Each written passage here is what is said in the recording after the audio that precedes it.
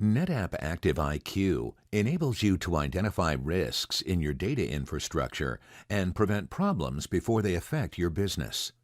You can access ActiveIQ from activeiq.netapp.com or download the mobile app for insights on the go. When you log in to ActiveIQ, you'll see the number of high risks in your environment at the top of the dashboard. You can also scroll down to the Health Trending widget to view a summary of all risks. These risks identify issues that can affect system performance, availability, and resiliency. You can click a number in the table to get more details or access the risk summary from the Health tab in the left navigation. Across the top, you'll see the different options: Health, Security Vulnerability, Best Practices, Performance, Health Trending, and Risk Advisor. In the Health view, you can see more details about the risks. You can filter down to view only high, medium, or low risks. We'll look at the high risks only. In the table, we can see a description of each risk, the potential negative impact, the affected systems, and links to mitigation plans.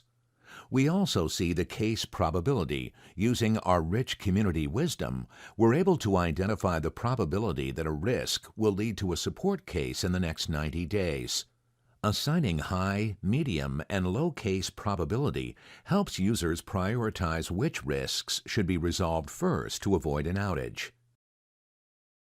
If you implement the corrective action, the risk should not appear in ActiveIQ after it receives auto-support data for the affected system. Another option is to acknowledge a risk, which identifies you've assessed the risk.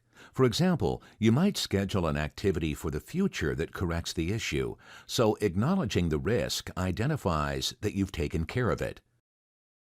After acknowledging the risk, ActiveIQ removes it from the table. You can change whether acknowledged risks are displayed by managing your preferences. You can view them in the Acknowledged System Health tab. Let's look at security vulnerabilities. You'll see a similar table as the Health view: impact level, risk, details, affected systems, and corrective action. The corrective action links to the security advisory with more information and remediations. The Best Practices tab highlights gaps in best practices, and corrective actions are listed for mitigation. Best practices are available at both the system and aggregate levels, helping you to standardize your storage environment and enhance its operational efficiency. The Performance tab shows performance risks. Health Trending provides up to a 3-month view of system risks, best practices, and performance so that as you mitigate these conditions, you can track the progress with weekly reports. These reports show you a summary of trends and allow you to drill down and analyze individual risks. Trending is available at both single system and customer level. You can download these reports in a PDF format. Now, let's look at Risk Advisor. Risk Advisor identifies whether you can resolve risks simply by upgrading the operating system to a newer release. You can see details about the system, a summary of each risk, its impact level, and whether the risk is present after upgrading. ActiveIQ shows the percentage of NetApp systems that resolve the risk just by upgrading on tap. This is possible because of community wisdom from NetApp's massive install base.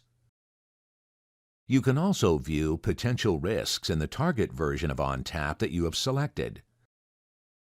We can mitigate these high risks by using Upgrade Advisor to plan software upgrades for the systems. Risk Advisor no longer displays the risks after you complete the upgrades. And with that, we've covered how you can use ActiveIQ to mitigate risks in your data infrastructure.